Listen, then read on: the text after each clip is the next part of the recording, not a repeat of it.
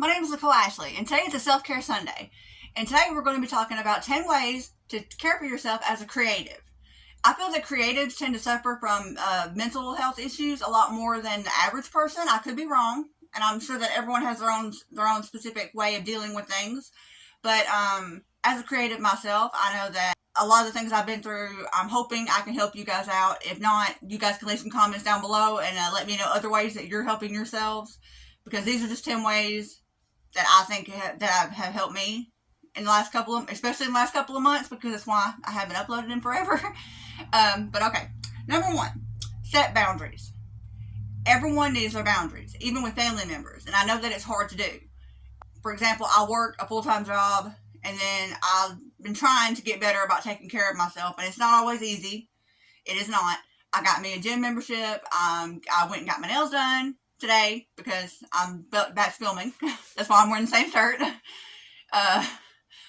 But don't be afraid to set boundaries, even with friends, even with coworkers. You know, if you've got a big project and you need to get done, and they're sitting there not hushing, and be like, "Hey, I really need to focus on this. Could you please give me a minute?" And then I'll catch you later. I'll catch you at lunch or at break. Don't be afraid to set boundaries with people, because me for one, when I'm at work, I want to work. I don't want to sit there and chit chat. I don't want to shoot the bull. I want to get my work done, and I want to get it done to the best of my ability. And in this day and age, for my generation, that is rare. That is sadly rare. Hopefully you guys can give me some tips down in the comments below. Maybe it's different where you're at, but I live in the rural South. I live in West Tennessee. And here, the work ethic, not so good. Most people just want you to hand them a paycheck for nothing, and I do not understand that. I've never understood that. But when I go to work, I want to earn my paycheck. When I come home at night, I want to know that I've done my job, I've done it well, and I earn my paycheck. But always set boundaries. For example, my son, he works 6 days a week. That's not something that I would be interested in. Occasionally, it would be fine with me to work 6 days a week if they needed me to come in on a Saturday or a Sunday and do a project or something. That'd be fine. But if it become habitual, then I'd be like, hey, maybe we need to get a weekend shift in here. You know, I like having my me time just as much as I have my work time. And that's just a boundary that I set. So there's been a lot of jobs that I've turned down because I didn't want to work that much. So I set that boundary for myself. So don't be afraid to do it for you too. Balance work and play. It's perfectly fine to go to work for 40 to 50 hours a week is in a healthy range.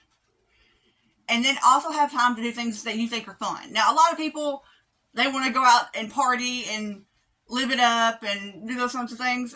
I'm an introvert. I'm much more comfortable staying home and just chilling by myself with my TV and my dogs and my music and my books. That's more fun for me. But I try to make time for that. It even goes on my planner every week. And if you guys would like to see my planners, just let me know in the comments and I'll try to do a video for you guys. But I keep 2 planners. Well, 3, maybe. I keep several different ones going. And even my fun things are scheduled on my planner for me to do every day. That way I do not forget. Because if it's not on the planner, it will not get done. If it's not on the calendar, it does not get done. So, schedule that fun time as well as your work time. The same way you would schedule your meeting at work. Schedule your fun time as well. Okay. Number 4, and this is a hard one. Well, this is technically number 3, but number 3. Avoid self-criticism. This is hard, especially for creatives, because we doubt ourselves so much in everything we do. Did we choose the right word for that sentence? Was our painting the right theme or the right subject matter? And it's all very subjective and objective. You can't please everyone. So please avoid that self-criticism as much as you can and tell yourself, hey, I'm doing the best that I can. If this doesn't work out, I can change it later, or the editor may change it later, or the proofreader may catch it and we'll change it later. You have a lot more stages to go through, because hopefully you are going to hire editors, and if you're a painter or an artist, you're going to go to a gallery and they're going to tell you whether it's something that they want to do or not. So always know that there's other steps to get you to where you need to be, because even if they turn you down this time, next time you may come in there and have exactly what they're looking for, and it could be the exact same thing. A lot of it depends on timing in this world. Maybe your book, it wasn't right for this time, and it may be popular 20 years later. You never know. So don't shelter your creativity, and try to avoid self-criticism, because it is so subjective, and you can't please everyone. So don't try to. Just write what you want, paint what you want, draw what you want. You do you. 5, engage in creative expression. This is number 4, and I keep doing that. Number 4, engage in creative expression. There are other ways for you to engage, like not just writing. I also enjoy painting by numbers. I like to doodle, even though I'm horrible at it. I could never be an artist, but I still like to doodle occasionally. I like to color. That's another thing I like to do. And so don't be afraid to switch things up. My mom and my aunt have been bugging me to learn crocheting. It's not something I'm interested in right now, but you never know. In a couple of weeks, I may change my mind, and that may be something that I do want to do. So don't be afraid to engage in it. Just keep moving. Keep going with your own thing and finding your own way, because that's the best way to do it, especially for a creative. Find your own way. Number 5, prioritize sleep.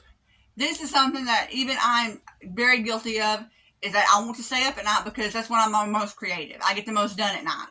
And if I go, say, 20 hours or so without sleep, I get delirious. And I can turn out them words. Now, they don't make much sense, but I can get them words down, especially like during something like NaNoWriMo or the Rough Draft Challenge. I can get the words in. They just won't be any good. But prioritize sleep. Have set a reminder on your phone. Hey, it's time for sleep. Hey, it's time for this. Hey, it's time for that. Because I do that. I have a reminder to take my medicine. I have a reminder of when it's bedtime. And me, I set mine even earlier because I know it takes me a while to wind down and actually go to sleep. So I lay down 30 minutes to an hour before I'm going to fall asleep. And I know that.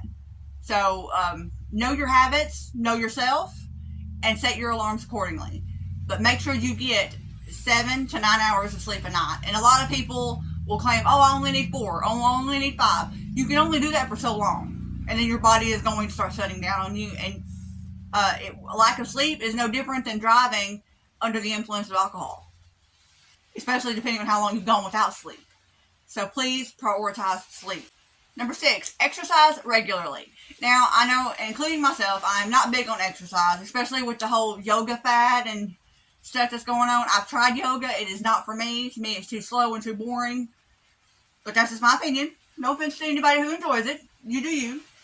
But even if it's just like walking around the block for 10 to 15 minutes a day, try that. Get a gym membership like I did. And I go 3 times a week. And just getting myself out of the house, getting around people, which is also part of self-care, is being around people.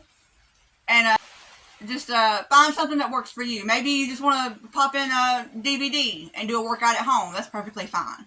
If you're very self-conscious, like I was for several years, is try an all-women's gym. Those are very popular in a lot of areas. I'm not sure if we still have ours up here. We used to. We used to have an all-women's gym. I don't know if it's still there or not, but I know we still have the regular gyms. I think we have 2 or 3 of them. And try that. Just make sure you put exercise on the schedule, just like you would sleep, just like you would work, just like you would a doctor's appointment. Put that on the schedule and try to make sure you do it, even if you do start out small with 10 to 15 minute increments. Number 7, declutter and organize. And a lot of people are like, what does that have to do with self-care? When your area is disorganized, it makes your brain disorganized. It makes it harder to find things. It makes it harder to relax at the end of the night. It makes it harder to do your daily tasks because everything is everywhere. So declutter and make it normal. Like when I do laundry now, I'm constantly looking for things. Oh, does this have a hole in it? Does this have a stain that I can't get out? Socks, especially. If they got holes in them, they go. If something doesn't fit right, or if I'm getting up in the morning to go to work and something isn't fitting right and I don't like the way it fits, it goes in the Goodwill pile. I don't mess with it again because it doesn't feel good. And as much as me might love an article of clothing, if it doesn't feel good on you, odds are you're not going to wear it. And when you don't feel good, it's raining. I'm sorry. Maybe you can't hear that too bad.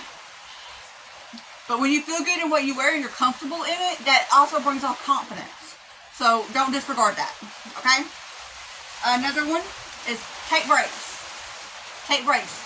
Especially if you're like me, you have a full-time job, you have family obligations, you have a house that you like to keep somewhat clean. Take your breaks. I will usually try to do mine in 30-minute increments. I will clean for 30 minutes a day, and I know that don't sound like much, but give it a try. Set your timer for 30 minutes and watch how much you can get done if you just stay focused. Especially if you want to do one room a day. Don't tell them what all you can get done in one room in 30 minutes. And then I take maybe a 15-20 minute break, and then I'll do my writing for 30 minutes. And then You know, I just keep going in 30-minute increments until it's time for me to cool down for the night and go to sleep. But always don't forget your breaks. Schedule them the way you schedule everything else.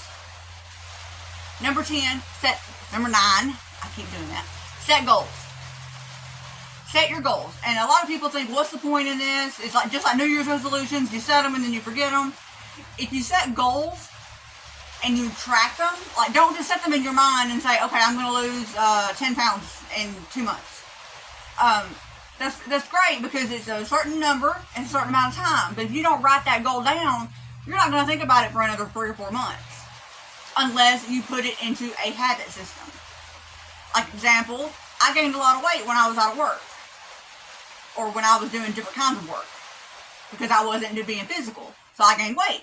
So I joined a gym. I started drinking a lot more water. I changed my lunch schedule. Instead of going out to eat, I bring me a tin of salad to lunch. I eat a lot of salads. You know, I'm doing the steps to improve my health in gradual increments instead of me just trying to do a fad diet, lose a lot of weight, and then gain it all back. Try to change your life in order to assess what you need to become what you want to become or who you want to become. And the last tip, number 10, which is why I got sidetracked because they're in weird order, is seek support. If you're really struggling, especially as a creative, we tend to struggle with anxiety and depression and bipolar disorder and ADHD and OCD, especially. I'm guilty OCD here. Don't be afraid to seek a therapist, a nurse practitioner to help you with medication management. In this day and age, it's nothing to be ashamed of. And I know a lot of us grew up in an age to where mental health was taboo. You didn't talk about it. You did not acknowledge it. And a lot of members of my family are still like that today. They will not acknowledge depression, anxiety, and anxiety. My son being one of them, and he's not even of that generation. My son does not believe it. He thinks it's all in your head. And I've tried to explain to him a million different ways. Son, I wish it was all in my head. I wish it was something I could control, but it's not. So don't be afraid to seek it out. Online, there's a lot of crisis hotlines that you can call. Don't be afraid to comment on this video. If you just need someone to talk to, I'll be more than happy to talk to you. As long as I'm not at work or something. I will be more than happy. I will get back to you one of these at some point. So don't be afraid to reach out and get help as a creative. And I'm hoping to build this community, so leave a comment down below if there is a self-care tactic that I did not bring up that you think I should have. And maybe we'll cover it later. So, I will see you guys for now. Bye.